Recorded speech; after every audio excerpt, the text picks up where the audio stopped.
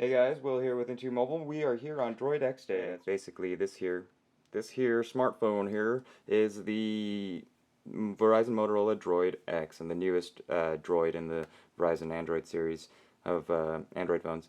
And if you were lucky enough to get yours on pre-order or stood in line and got one today, you have a Droid X in your hands. If not, and you're wondering if the Droid X is worth it, that's what this video is for. And what we're going to do today is check out the two monster Android phones on market today, the two baddest Android phones on market today, the Sprint HTC EVO 4G and the Motorola Droid X from Verizon.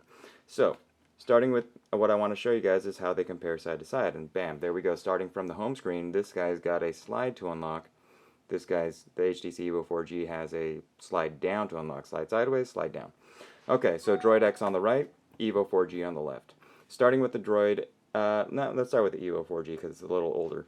Runs Android 2.1 right now. It's got the big 4.3 inch in the diagonal touchscreen display, which makes really, makes for a great viewing experience for movies and watching videos and looking through pictures and stuff. And it's skinned with HTC Sense UI, so you get this clock widget with weather information down below if we had a data connection. I just wiped my data, so you're not going to get that down below. Swiping to the right, you get your music shortcut here. You can start playing music right from here. Sprint TV shortcuts, some shortcuts to apps. You got your bookmarks and your friend stream, which is basically an aggregated social network stream. So all your Twitter, Facebook, MySpace stuff would pop up right here in a stream from your friends. They call it friend stream. Makes sense. You got your widgets here for shortcuts to radio access. You got 4G, Wi-Fi, Bluetooth, GPS here.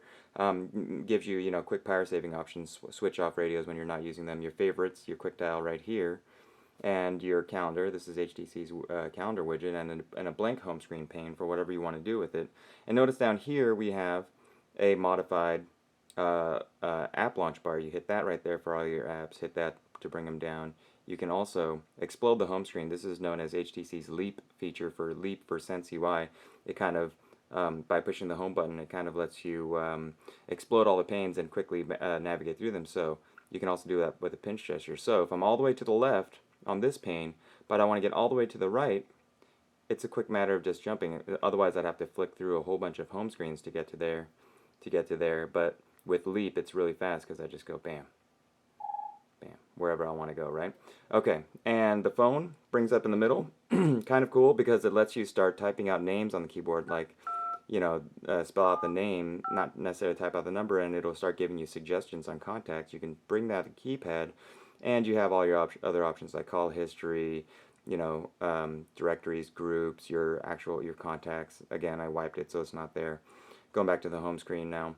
And also notice that there are no physical buttons on the front face. These are touch sensitive, and they do light up. It's kind of hard to see, but they do light up when you activate them.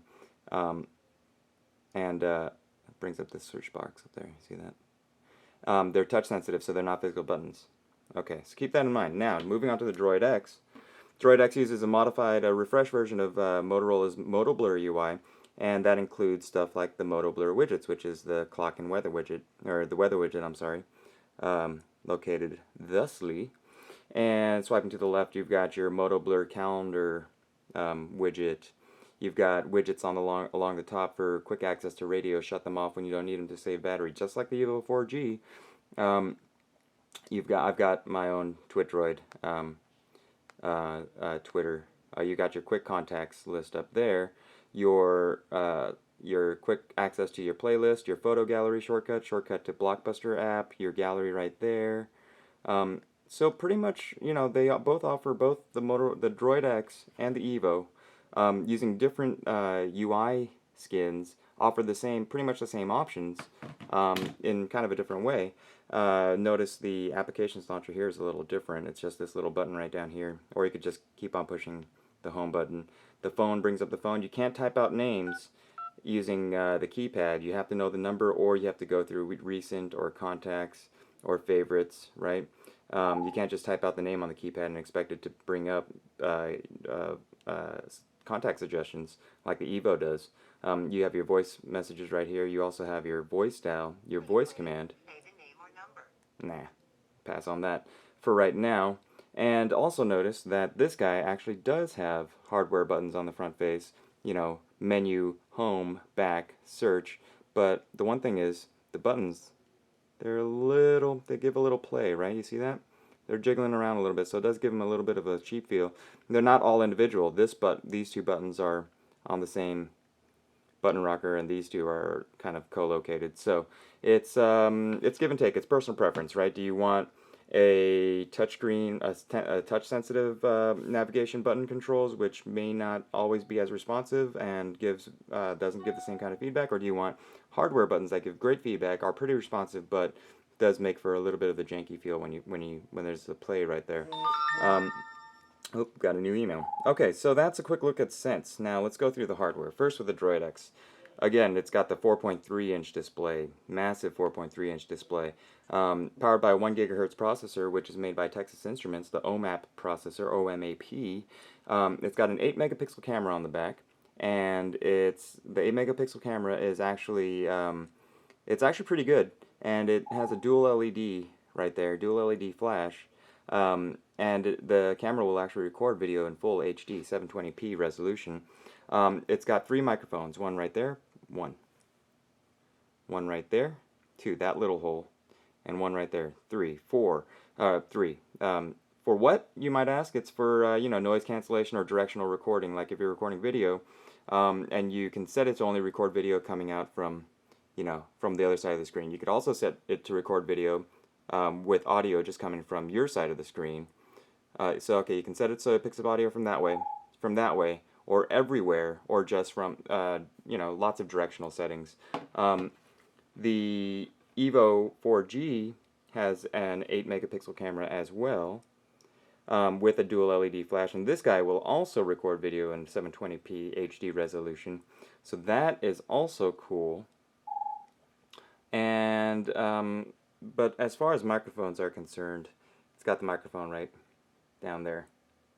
And both these guys, actually, because they're media monsters, they both feature the micro HDMI port.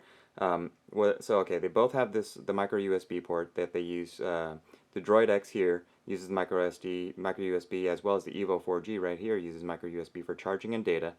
But they both sport the micro HDMI port, which allows you to plug in the micro HDMI port here, plug the other end of the HDMI cable into your TV, and stream full video at 720p HD resolution to your TV or an external monitor that has HDMI.